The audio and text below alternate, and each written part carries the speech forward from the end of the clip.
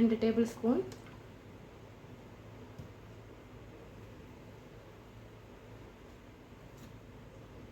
இதில் 2 ஏலக்காய், ஒரு பட்டை, 2 கிராம்பு.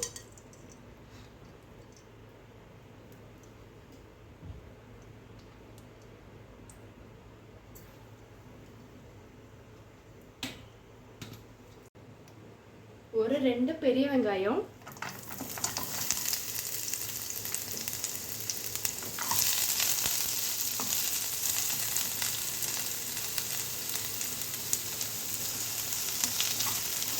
ரெண்டு பெரிய வெங்காயத்தை நல்லா வதக்கிக்கலாம். ரொம்ப ப்ரௌன் ஆகணும்னு இல்லை, லைட்டாக அது ஒரு க்ரன்ச்சியாக தான் இருக்கணும் வெங்காயம், ரொம்ப வதக்கக்கூடாது.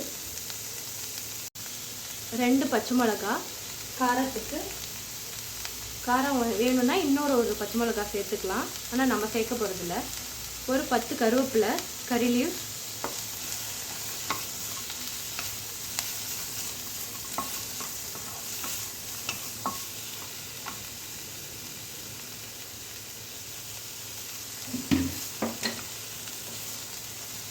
இந்த குருமாக்கு தேவையான உப்பு 1 டேபிள் ஸ்பூன்.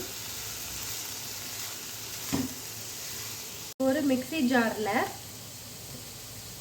ஒரு அரை மூடி தேங்காய், 2 பல்லு பூண்டு,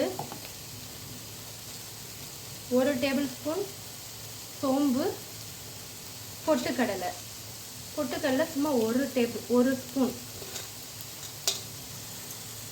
இது எல்லாத்தையும் ஃபைனாக அரைச்சி வச்சுக்கலாம். இதில் 2 மீடியம் சைஸ் தக்காளி, இது எல்லாத்தையும் அரைச்சிக்க போகிறோம்.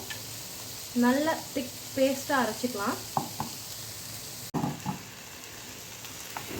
அரைச்சி வச்ச பேஸ்ட்டை ஆட் பண்ணிக்கலாம், கொஞ்சம் தண்ணி விட்டுக்கலாம்.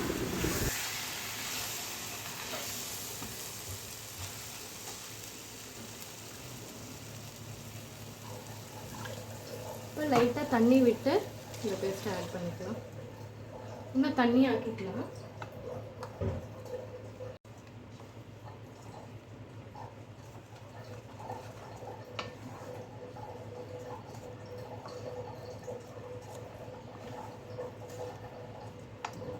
ஒரு கிளாஸ் தண்ணி ஊற்றிக்கலாம்.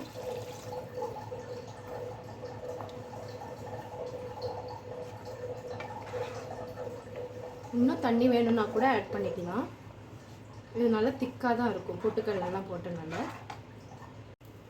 இது நல்லா ஒரு கொதி வந்தோடனே ஆஃப் பண்ணிடலாம். அவ்வளோதான். இது ரொம்ப சிம்பிளான இட்லி தோசைக்கு ஒரு சூப்பரான சைட் டிஷ்.